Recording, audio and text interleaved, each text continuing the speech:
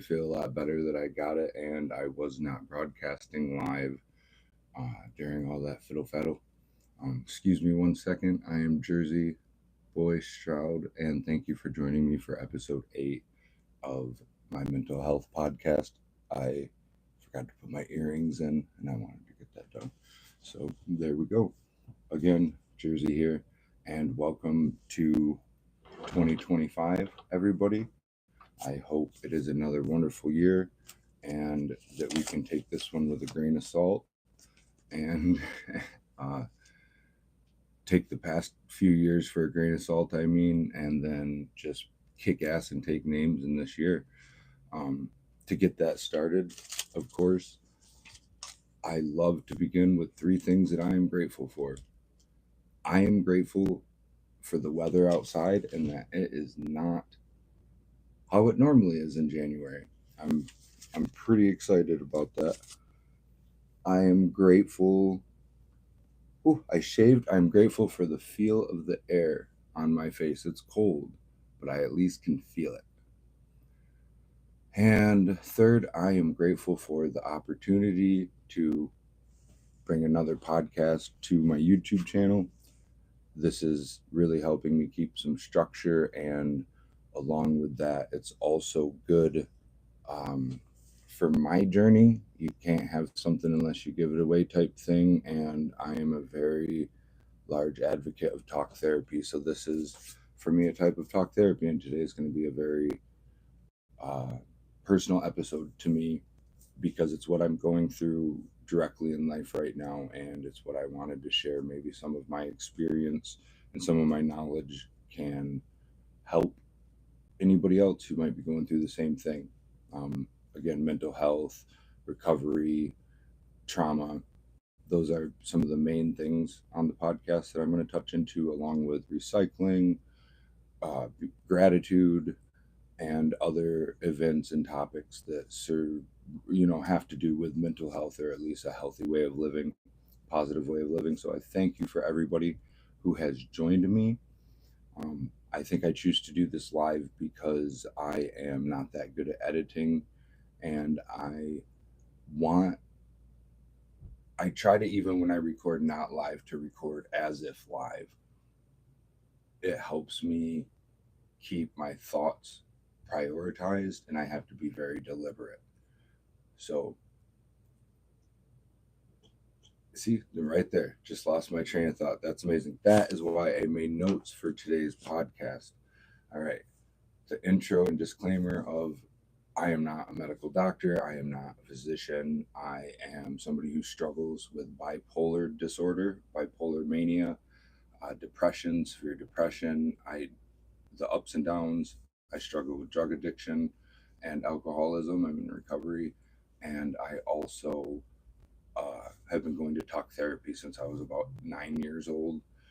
And today's episode is going to be on empathy and trauma and the relation to those in narcissism, and what narcissism is and how narcissism can change, um, how in a relationship it can be very, very toxic, and the trauma and lack of empathy present itself as such a toxic form of narcissism that I've never even been able to have a normal relationship. Um, Again, I'm getting off track. I will get to that in a minute.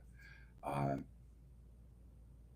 oh, and I'm also excited. I'm a little scatterbrained. I'm also excited because I have the GoPro set up and I'm making a time lapse. Let's see. And I've got a time lapse on going for the whole broadcast. So I'm pretty excited about that. The Okay, so there we go. There's disclaimer, gratitude, and I want to talk about something recyclable for a minute. I was quite surprised. So the recycling icon and the how to recycle info I've shared before is a United States based thing. I haven't been able to find that in any other out of state or out of the country packaging. And what I like about it is that not only will it tell you if something's recyclable, but it tells you if it's not recyclable. And sadly enough, a lot of things with this program are not recyclable. For instance, I finished a bag of, I'm not going to say any names, but rye chips and pretzels and all that the other day. It was a foil bag. The packaging said do not recycle because it's a multi layered bag. So something in that bag, even if some of it was recyclable, something else in that bag is not fully recyclable. And that I wanted to point out that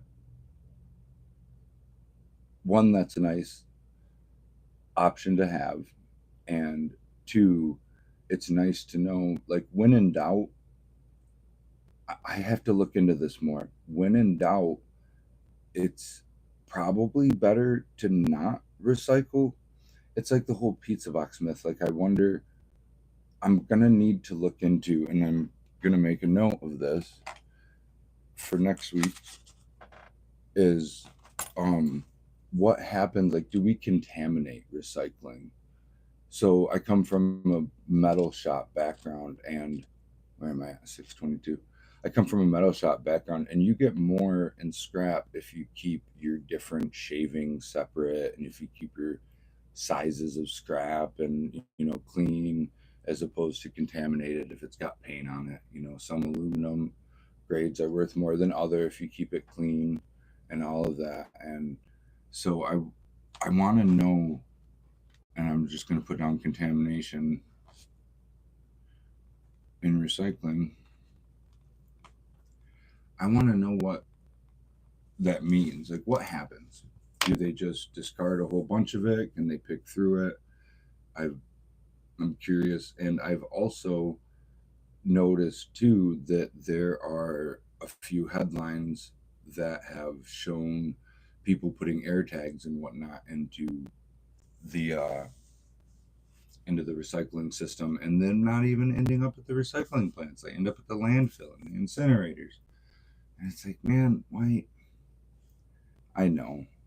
All we can do is just try to help and be grateful that we have a chance to see it from a new light and make a difference. 19 the big people didn't know what they were doing when they created spandex and all that stuff, or not spandex if that's a name brand, but all the coding and everything like that. It's Science has come such a far way, and we've come such a far way that just being responsible is really what I'm here for. So please, if you can help it right now, quit throwing away your lighters, your batteries, your vapes, your breezes, all that stuff in your pocket. That's electronic, that's everything. Don't throw it away. I don't even care. Fill a box, mail it to me. I'll store it. I'm in the process of figuring that out right now, and then I'll figure out somebody who wants to help me recycle it all. Um, so yeah, let's be mindful of that. And if this was a real podcast, this would be where there's maybe that fancy intro box, and I'm not even sure how to look at. So I'm glad that this on streaming horizontal, which might be, maybe all screwed up to you guys. Um, Streaming horizontally, I don't see the comments, and I'm happy about that, because that was one of my new strategies. Is I was going to keep the comments until uh, till the end of the broadcast, and then I was going to go through them. I get way too distracted when I see comments pop up as I'm broadcasting, and there's bullies in the comments. That's another thing people don't talk about, is bullies are still really real. And I'm sure some of these bullies remember before the internet and what it was like, in real life. And I can't explain why people do what they do, but to address it is for me to not really address it, and I'm okay with it. So 9:40. I plan from here on out is to take a 10-minute intro, go through my formalities, and then I'll get right into the topic. And anybody who's watching this or just joining in, the topic today is being a narcissist, identifying as a narcissist in relationships and not pushing back anymore on what that is. To be able to, so I need to stick, I have an outline. I need to remember to stick to it. I won't let myself get too far off track. Let's start with the definition of narcissism.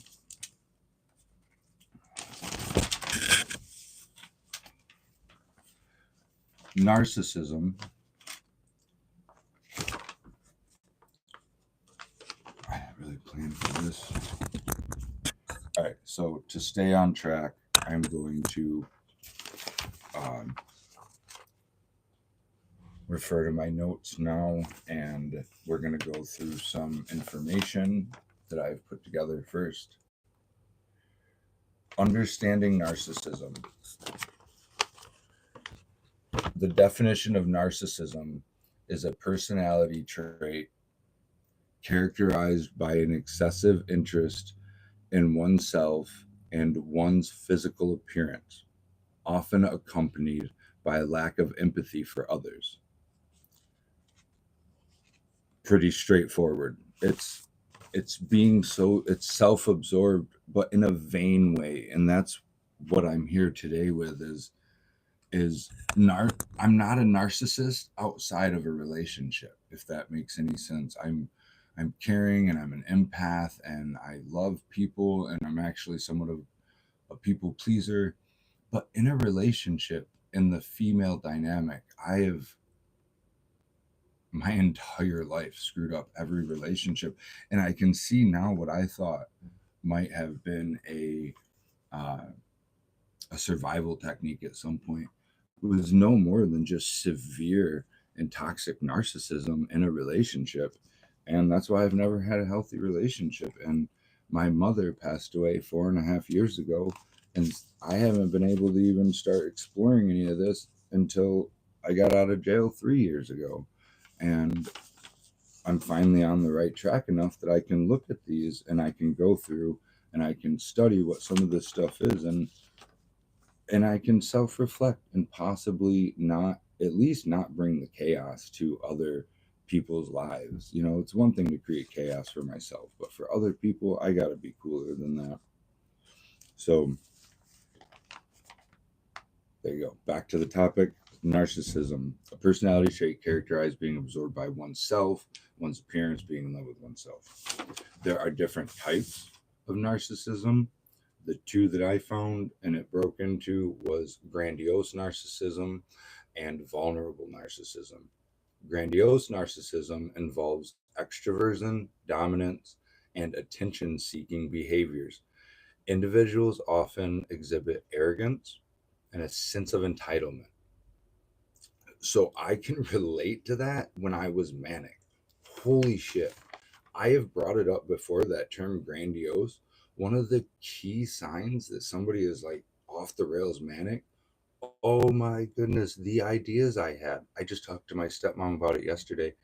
She used to joke that like I could do anything if as long as I had my GoPro.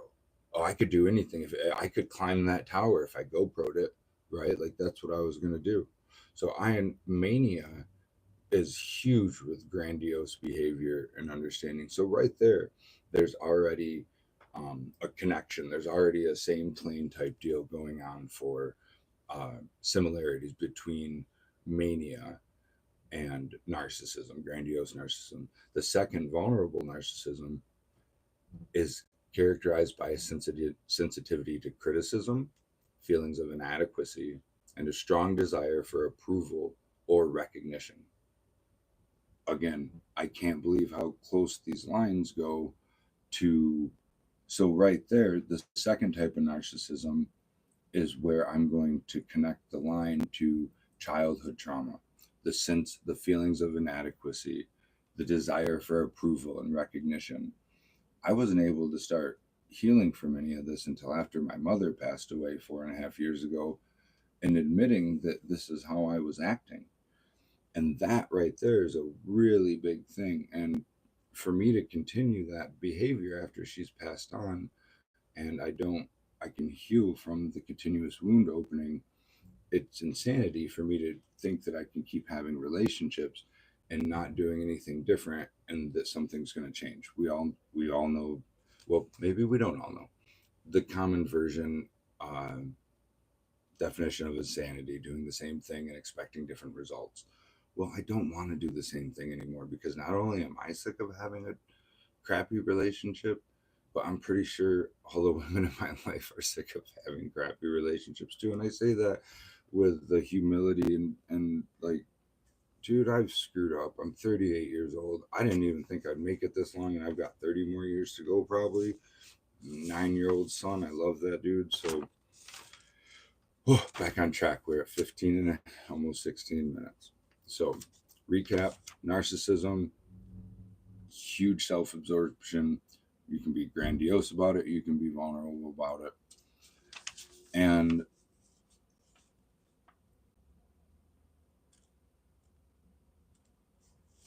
my apologies. And three key factors of narcissism after that: the characteristicness of true narcissism is self centeredness, lack of empathy, need for admiration, and a sense of entitlement. That right there, self centeredness comes across as arrogant. A lack of empathy is uncaring. You only care about yourself. The need for admiration, which approval and recognition and the pat on the shoulder, the sense of entitlement. You get special privilege. A lot of this, and it's going to come full circle to trauma, because that's right there. Those are the three headlines about narcissism before I move on to the definition and a small explanation of trauma.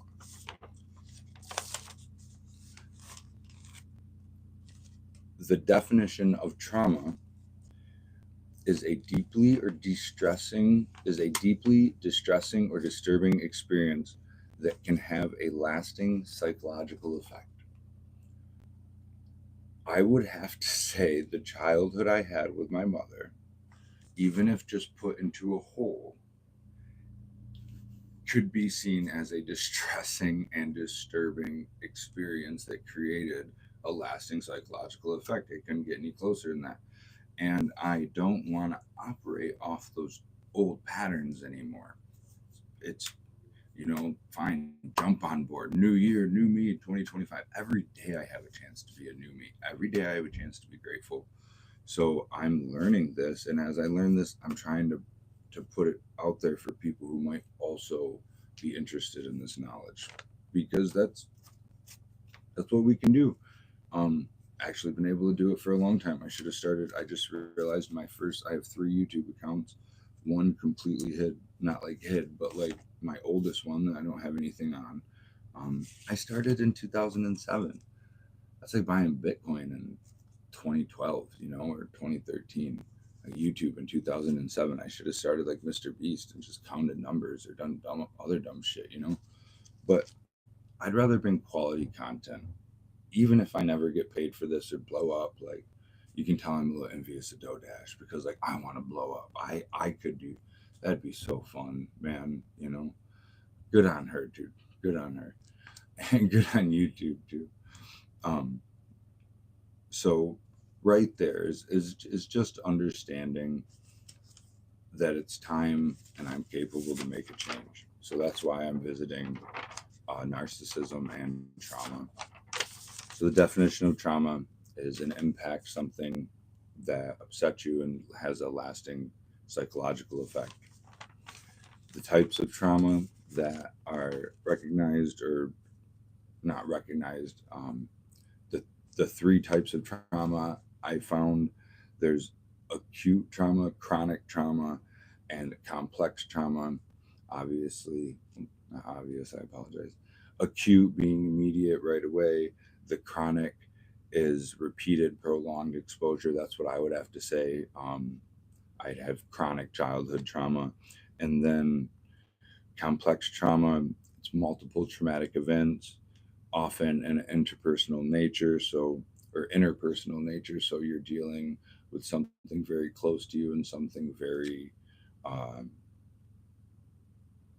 it has a few things. It's not one and done. The impact of trauma, as stated, having a lasting psychological effect, can lead to such conditions as PTSD, anxiety, and depression. Physical health attributes that can be affected by trauma. Oh, I didn't look that one up. Trauma can have symptoms including chronic pain, fatigue, and gastrointestinal issues, social and emotional impact. And this is where, so my physical health, I've had it been affected with depression. When I lost my mind, just before I lost my mind, I was always about 250 pounds. And then the highest I saw was 297. And I think it was like 9 months later. Uh, and I have pictures of the scales 9 or 10 months later, maybe a year. I was down to 197 or 175 pounds.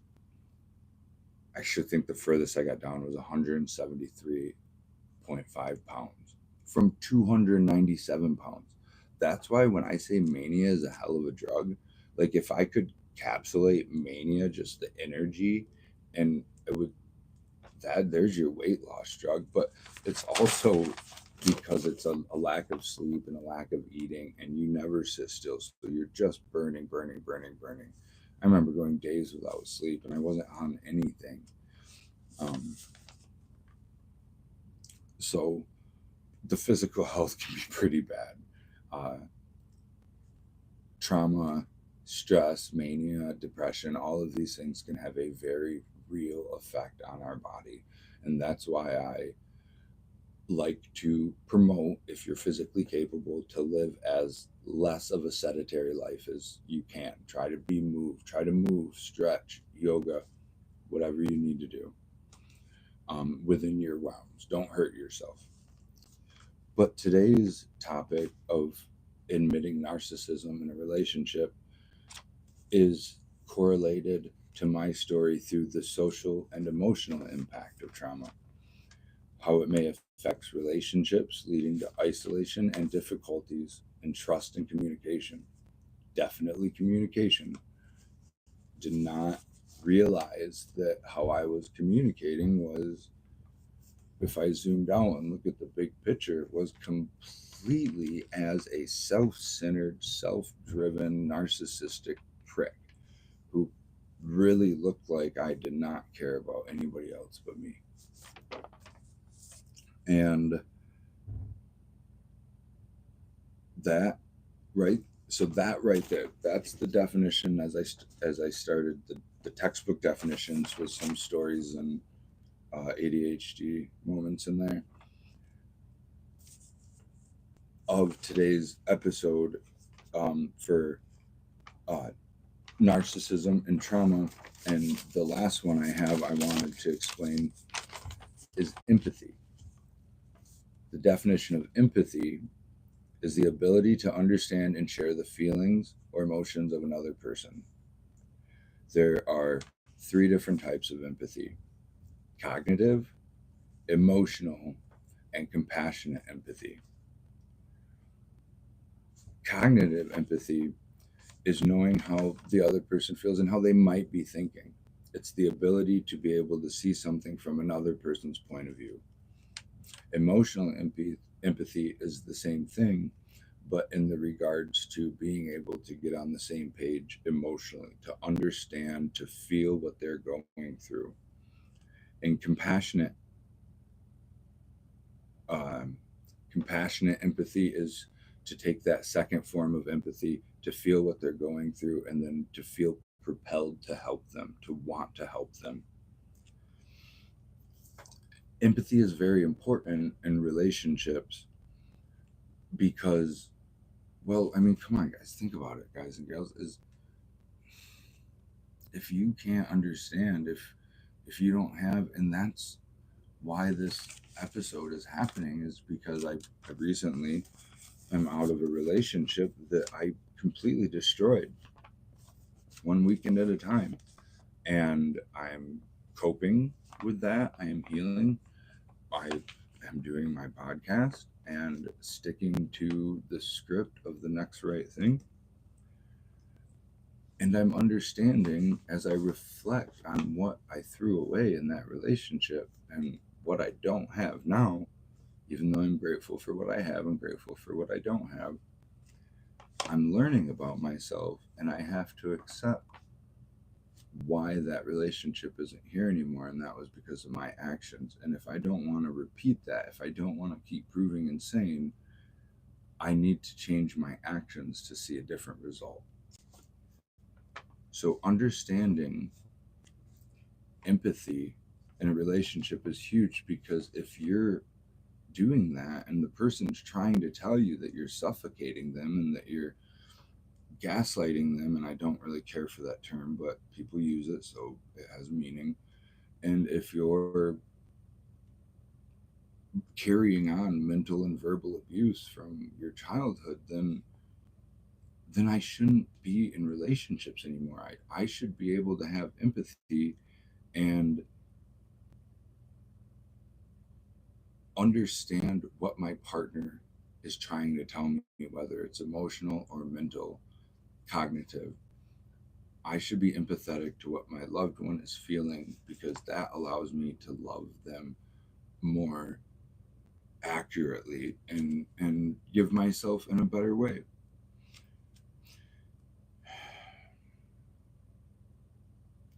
Developing empathy, the couple of things I saw: active listening and open-mindedness. I have to be willing to listen, and when I listen to what they say, I have to be open to my idea not being the only idea. That's what's terrible about, in my head, the traumatic narcissism in a relationship is, it's like people say that they're trying to fill a god-sized hole. Well, like, I think I was trying to fill a mom-sized hole, and I never had a mom. I mean, I had a mom, but like, the compassion in a female relationship, I was seeking the self-admiration, the approval, the acceptance, the I was focused less on it, on if it was reciprocated, um, and more about how it wasn't, and how it wasn't given. And I realized now, 38 years old, how toxic and terrible that has been in all of my relationships. And man, I've been through a few doozies. So there's some serious shit, and that's really, I wanted to touch on those before I share something that I just learned about narcissism.